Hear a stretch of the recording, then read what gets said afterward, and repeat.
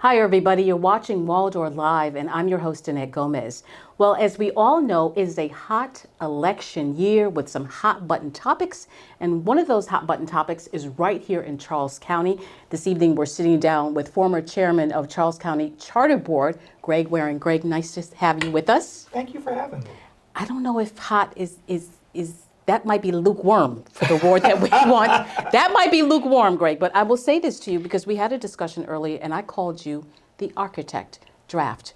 No pun on words, but you are behind the drafting of the charter. So let's talk about that for a minute, how that all came to be. I was fortunate to be appointed the chair of the board.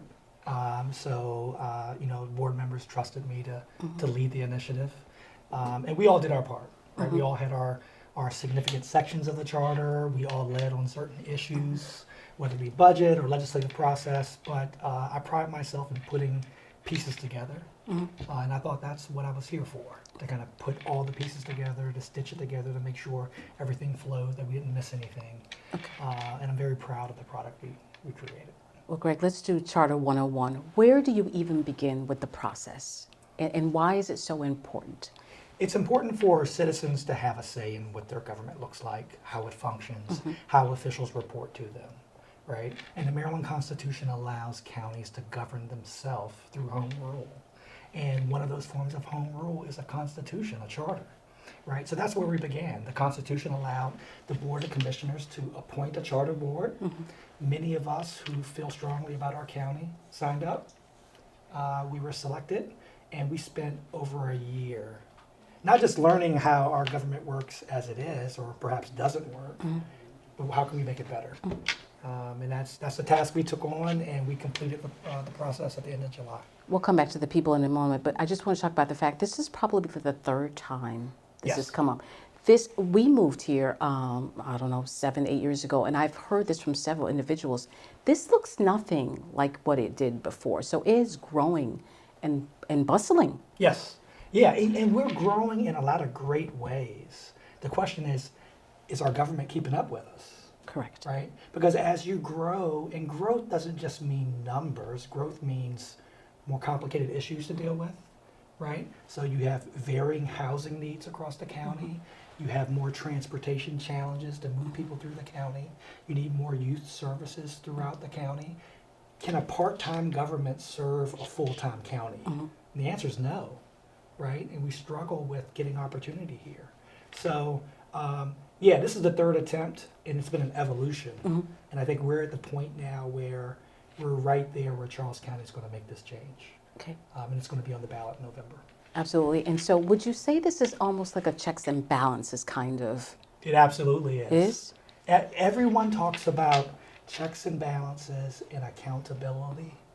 But it does not exist if you don't have clear roles and clear rules for how government functions. And what we've discovered and what the public is discovering through our process is there are no rules on our current government, right? It's part-time in nature. There's no clear job description for what they're supposed to do. There's no requirements for them to provide information to the public.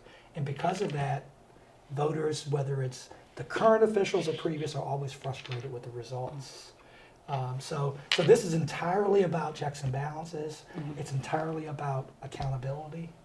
And I just think, it's time for Charles County to grow up and move forward with a more modern process. And I think keeping that at the back of your mind when you pull back the curtain, when you go in there, you have to think about these things. I think a lot of people don't know. I've learned so much in the last couple of weeks, even though I've been there for a short period of time. Yeah. And think about, where we are positioned, how far our commutes are. I commute to DC every day. I get home at 7 o'clock or after. I don't have time to make it bend down to Little Plata to a government building meeting. Correct. Right? Or I'm going to my kids' soccer practice right after I get home from work. The practice is over, the game's over, whatever it may be. It's 8, 9 o'clock, you're at home.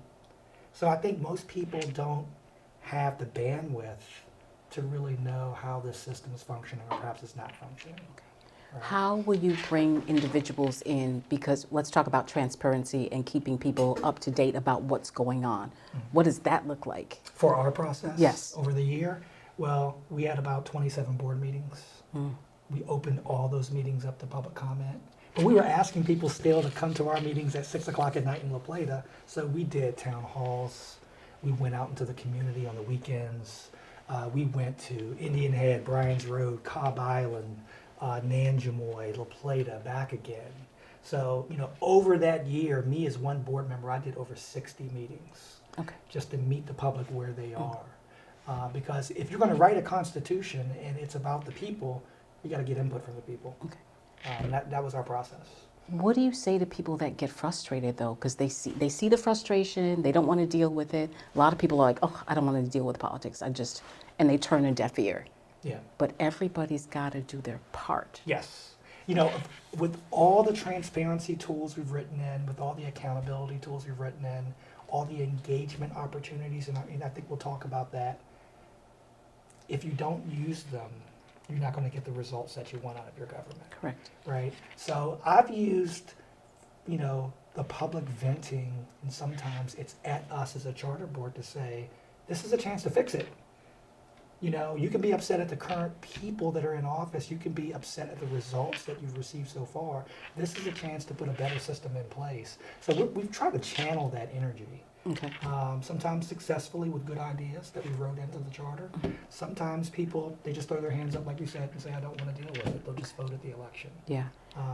So we're going to see what happens on November 5th, but I'm confident that, all the tools that we've written into the charter, people are going to evaluate that and say, this is good for Charles County, not this election, but even 20, 30 years from now. Okay. Right? We're being positive. Yes. We're being positive. So it's adopted. And then how is it then implemented? 2-year transition. Okay. So you're going to vote on November 5th, but it will go into effect in 2026 with the first election of a brand new county executive and a brand new county council. We're dividing responsibilities now. So we're going to have a council that does legislation, that approves the budget, that approves zoning, and then we're going to have a full-time executive that then manages that. Okay. Right? So voters are going to walk into the voting booth November 2026, 2 years from now, and vote for a brand new government. Okay. So smooth glide path transition. Okay. It won't be abrupt. You answered, that was a great segue, because I wanted to know how roles are going to change from what it is now to what it will become. So right now you have a board of commissioners that are all part-time.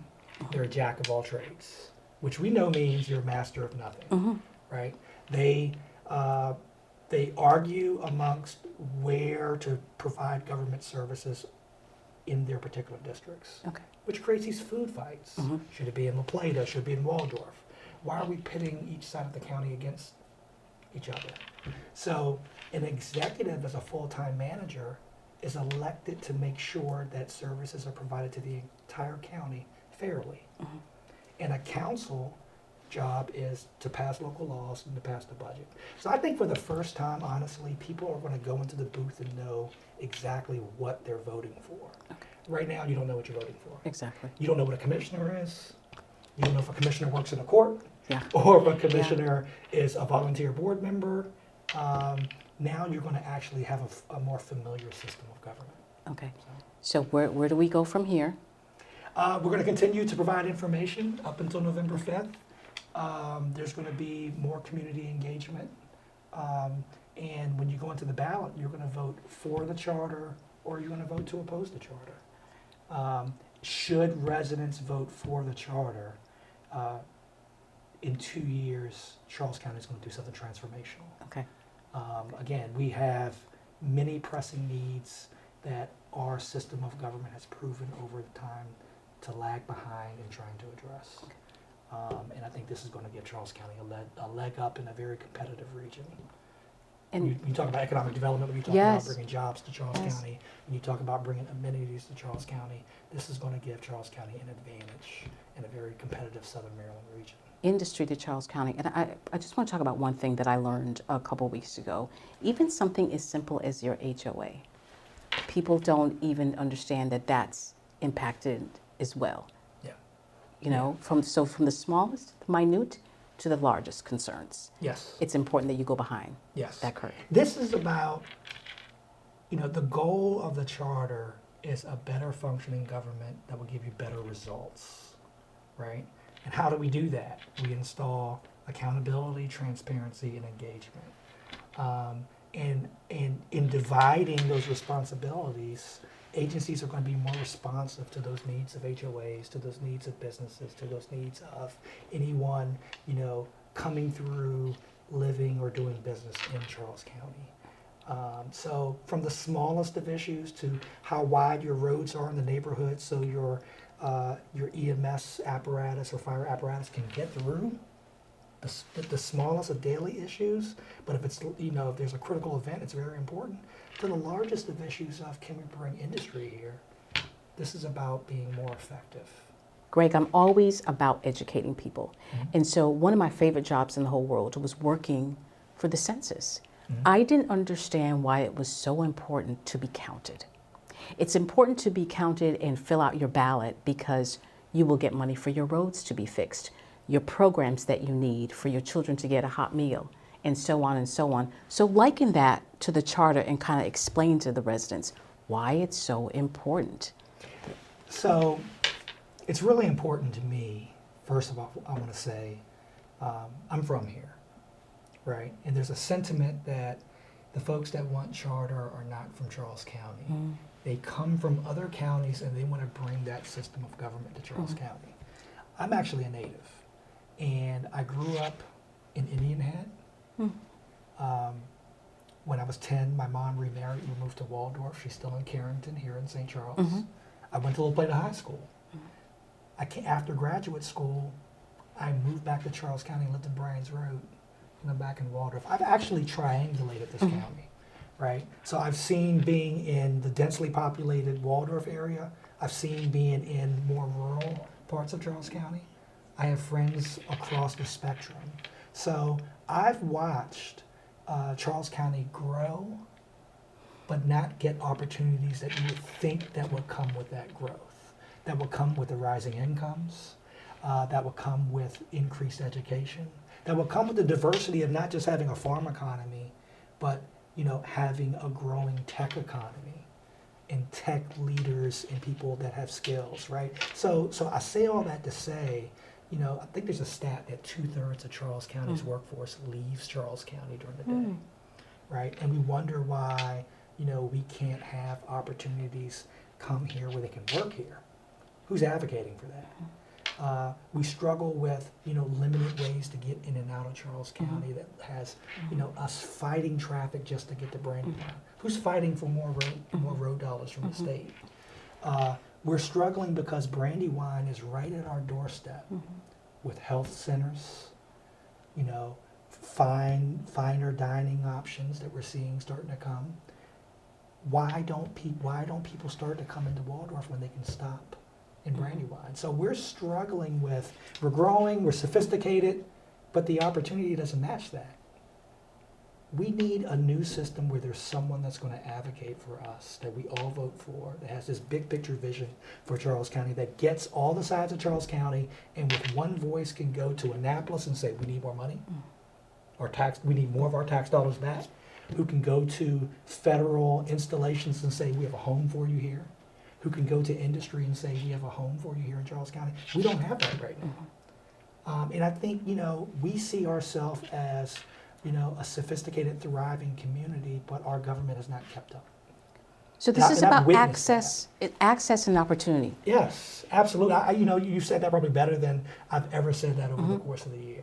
Citizens feel like they don't have much access to their government, and as a result, we're not really getting the opportunities that we need. No one's listening to us. No one's advocating for us, and instead, this goes back to the early 1900s. Charles County works with 5 part-time people who argue amongst themselves about where something should go. It's a food fight. Meanwhile, other jurisdictions are winning, right? And unfortunately, if we don't fix this, people are going to start leaving because they expect for what we pay in property taxes. They expect for the income that we're bringing into the county to have more. So I think people get underwhelmed once they get here to say, how come we don't have the amenities that match and the opportunities that match, the thriving population that we do have? So that's why, I don't mean to get personal with that, but that's why I care about it. That's what I think the opportunity really is. And I do think that there is some fear from Charles County residents, some of them are longtime Charles County residents, that change is happening too fast and maybe their voice won't be heard in this new form of government. And I think it's unfortunate. I understand to a degree some of it, but I think they need to read the document to see all the protections that are in there and the ways we allow everyone in the county to engage with their government.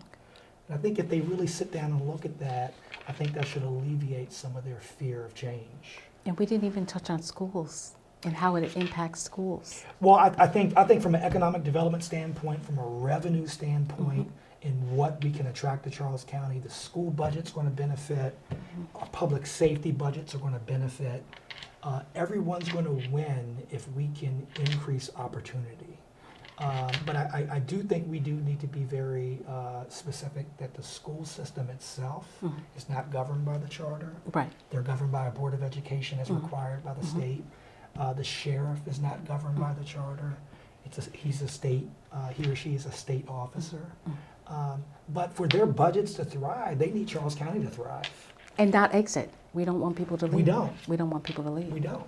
This is a beautiful place. This is a place that has a lot of diversity in terms of you can be rural really quickly, or you can be in a place where there's a lot of community around you, like Waldorf. Right. Right. You have the best of both worlds. Exactly. We should embrace that. Right. Right. And we shouldn't pit Waldorf against Dentsville or against Newburgh. But that's what this current system does.